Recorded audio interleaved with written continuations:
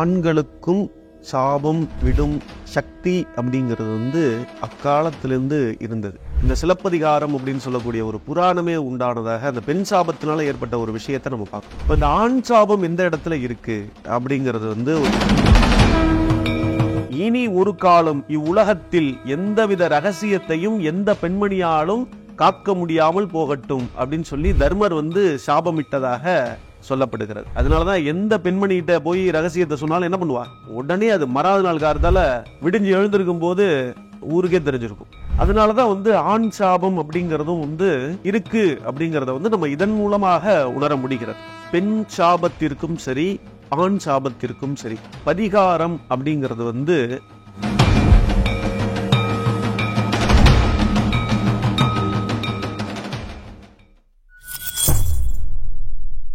பக்தி பிளஸ் நேரில் வணக்கம். இன்று நம்மோடு இருந்தவர் ஸ்ரீ கார்த்திகேயன் சுவாமிகள் அவர்கள். வணக்கம் ஐயா. ஐயா, நம்ம இன்னைக்கு பார்க்கக்கூடிய தலைப்பு ஆண் சாபம் அப்படிங்கிற ஒரு விஷயத்தை பற்றி நம்ம பார்க்க போகிறோம். இது ரொம்ப ஒரு புது வகையான தலைப்பு. இப்போ ஆண் சாபம் அப்படிங்கிறத எதன் அடிப்படையில் நம்ம சொல்ல முடியுங்கய்யா?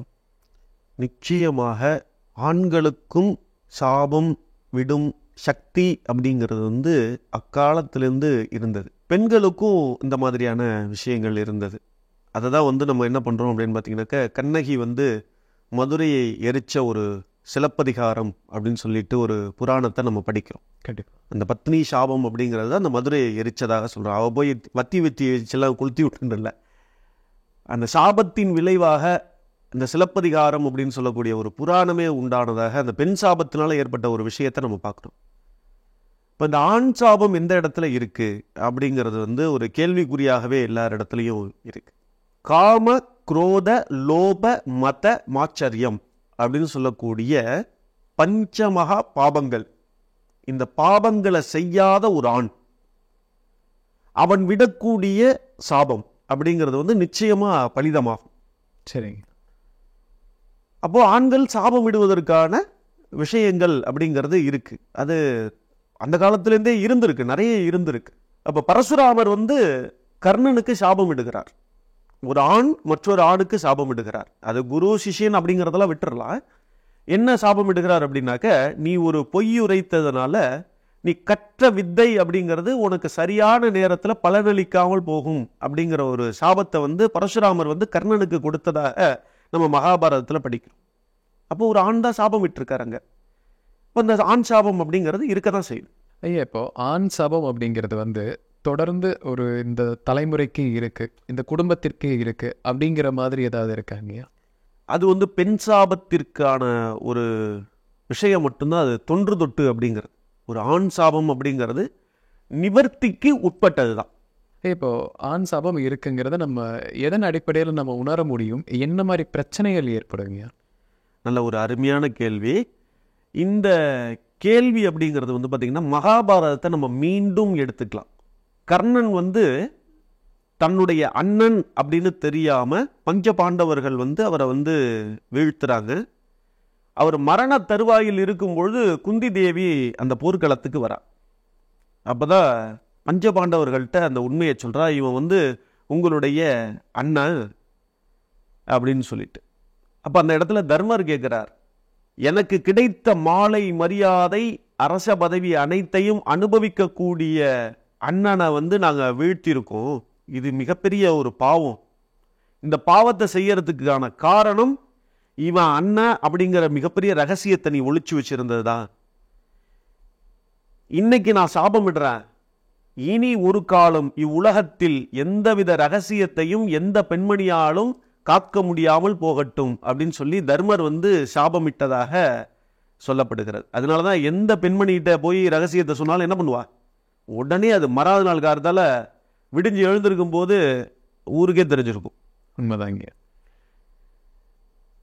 அதனாலதான் ஆண் சாபம் அப்படிங்கிறதும் இருக்கு அப்படிங்கிறத நம்ம இதன் மூலமாக உணர முடிகிறது.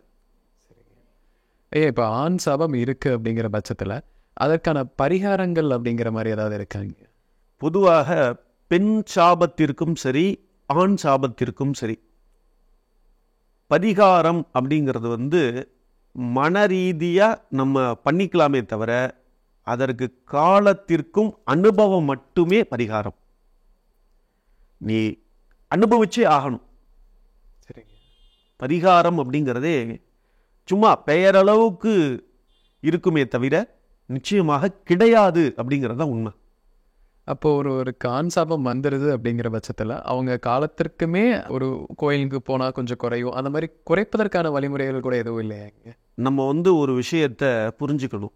இப்போ இன்னைக்கு பாபநாசம் போனோம் அப்படின்னாக்கா, பாபநாதீஸ்வரரை தரிசனம் பண்ணோம் அப்படின்னாக்கா நம்மளுடைய பாபங்கள்லேருந்து விமோச்சனம் கிடைக்கும் அப்படிங்கிறது சொல்லப்பட்டிருக்கக்கூடிய விஷயம். ஆனால் இந்த சாபங்கள் அப்படிங்கிறது என்ன அப்படின்னு பார்த்தீங்கன்னா, நமக்கு சுகர் வந்த மாதிரி தான், மாத்திரை எடுத்துகிட்டே இருக்க வேண்டியதான் காலத்துக்கும். சரிங்க.